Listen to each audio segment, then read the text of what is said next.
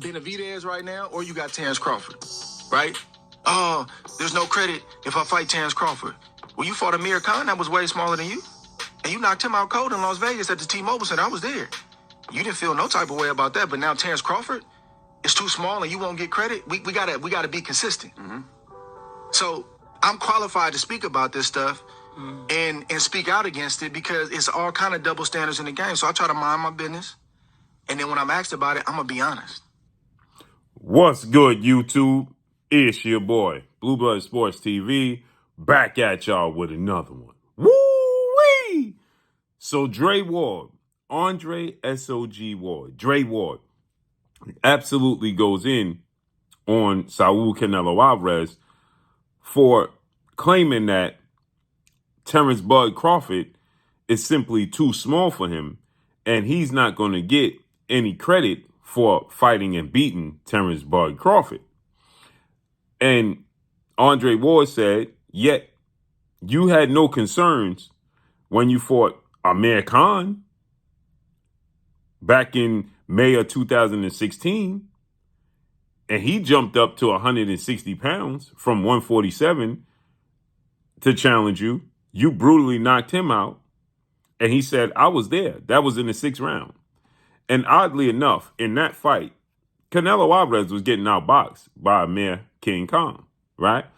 And so Amir Khan, on top of that, had been brutally knocked out multiple times. He had 3 losses on his resume, okay, at the time. And he was knocked out by Danny Garcia, knocked out by Brettis Prescott, right?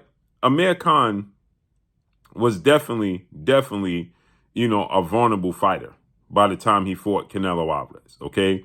Let's just make that abundantly clear.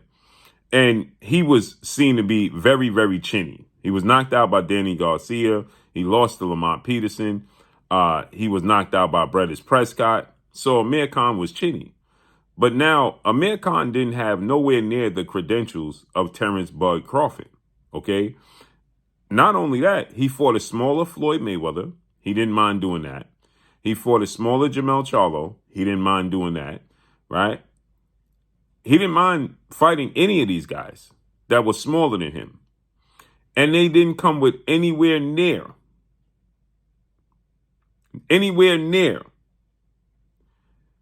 the stature, the accomplishments, the skill set, and the talent of Terence Bud Crawford.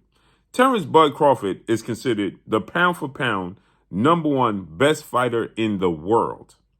He's a 3-division champion. He's undisputed in 2 separate weight classes.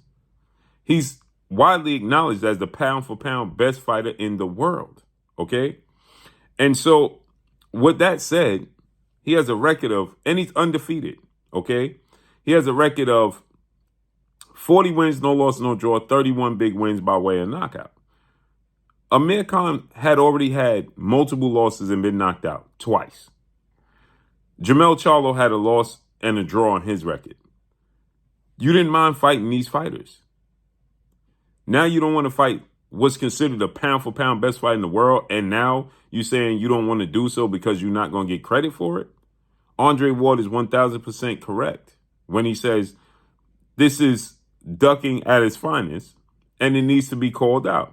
Like Andre Ward stated, right? When I'm asked, I mind my business, but when I'm asked about it, I'm going to call it out, right?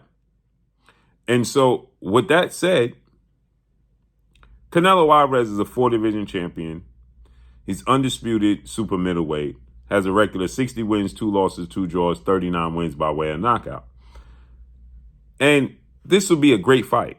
Again, the pound-for-pound best fight in the world was Floyd Mayweather, and he fought him. Didn't mind fighting him. He fought him in a catchweight. He wanted to fight Floyd so bad, right? Again, Amir Khan. He brutally knocked out Amir Khan, but he was getting outboxed. But he don't want to make an exception for Terence Crawford. It's not because Terence Crawford is small. It's because of the skill set. It's the talent. He don't want to get outboxed and lose to Terence Bud Crawford. Point blank and period. And he knows that skill set presents a problem for him. And he's maneuvering around undefeated two-time WBC super middleweight world champion, Mexican Ecuadorian superstar boxer, David the Mexican Monster Benavidez. Now, Benavidez has just went up to 175. But again, that is not a reason that he can't fight Benavidez because, well, he fought against Dmitry Bivol and Sergey Kovalev at 175. Like Andre Ward said, he said it was a calculated mistake on the part of Canelo Alvarez fighting Dmitry Bivol because he thought he was vulnerable. And so with that said, Terence Crawford is a massive fight for Canelo Alvarez. It's a massive fight for Canelo Alvarez. So let's just get this straight. You're worrying about how you're going to be perceived if you fight Terence Crawford. But you're willing to fight Jermell Charlo coming up 2 weight classes. Nonetheless, you was more than willing to fight Jermall Charlo coming up in weight, okay, coming off of a 2.5-year layoff since the last time he fought and dealing with health issues and personal issues outside the sport of boxing. You was willing to fight him coming up in weight. He had to come up in weight too. And he hadn't fought in 2.5 years and was dealing with personal issues, health issues, mental health issues, and all types of stuff. And Canelo Alvarez had no issues in fighting Jermall Charlo.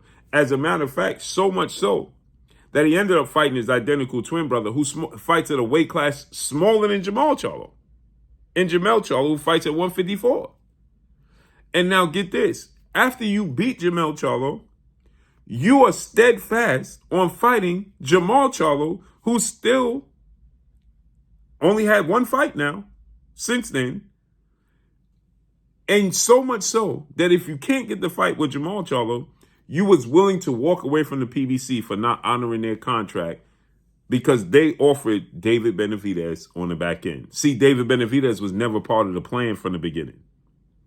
David Benavidez was never part of the plan. You understand? So now they wanted to include David Benavidez because Showtime got out the business of the sport of boxing after 37 years, and the PBC is with a new company in Amazon with a new format and a new budget. And now they're saying, okay, we can't give you and offer you up any old body for $35 million guaranteed dollars. You're going to have to fight somebody to recoup that money for us.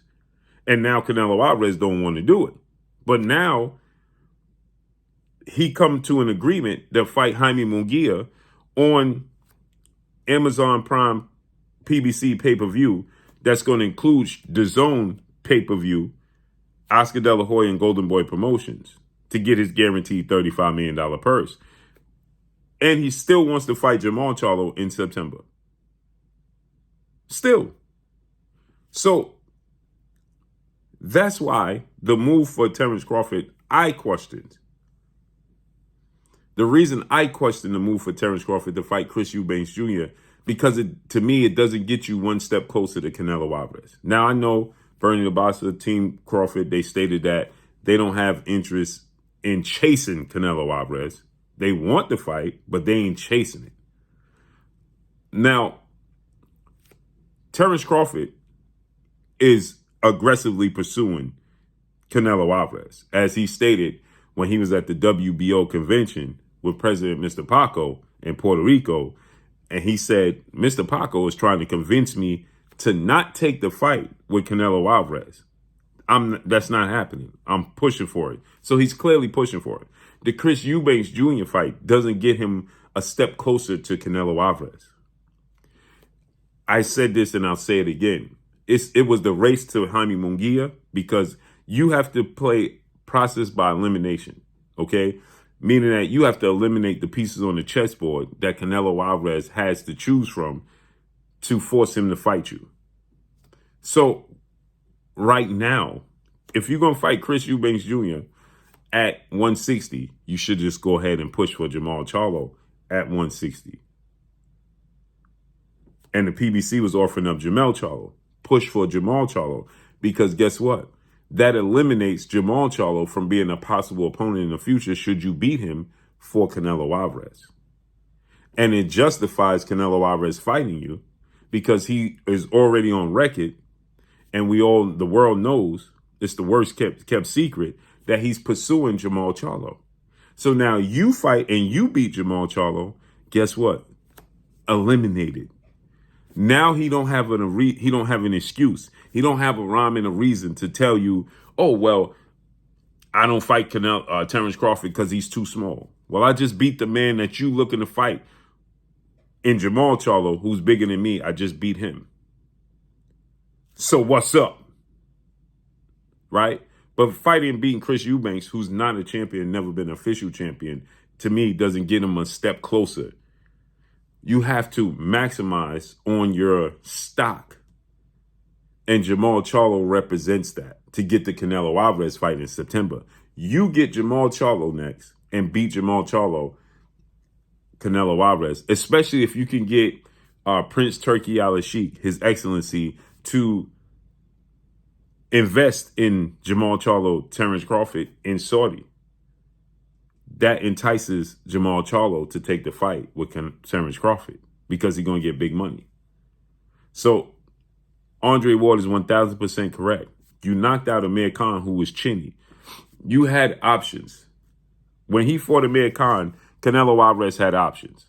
But again, it's the process by elimination. That's how Terence Crawford has to get him in the ring, because he's clearly going to duck Terence Crawford, because it's a style matchup nightmare. That's what it represents. A style matchup nightmare for Canelo Alvarez, who's 5'8" with a 70-inch arm reach. Terence Crawford is 5'8" with a 74-inch arm reach. So he has a 4-inch arm reach advantage. He's slick. He's athletic.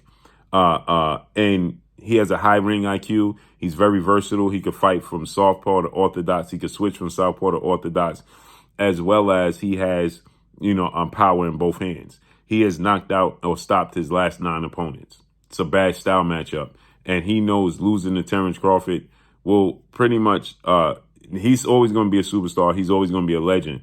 But how he's viewed in retirement will definitely be frowned upon. You lose to Terence Crawford. But again, for Terence Crawford to force that fight Jamal Charlo. Process by elimination, man. And that's all I got for y'all. Let's see how this unfolds and plays out. But Andre Ward is 1,000% correct in making this statement. That's all I got for y'all. Make sure you hit the like button. Drop a comment in the comment section. Let me know what y'all think.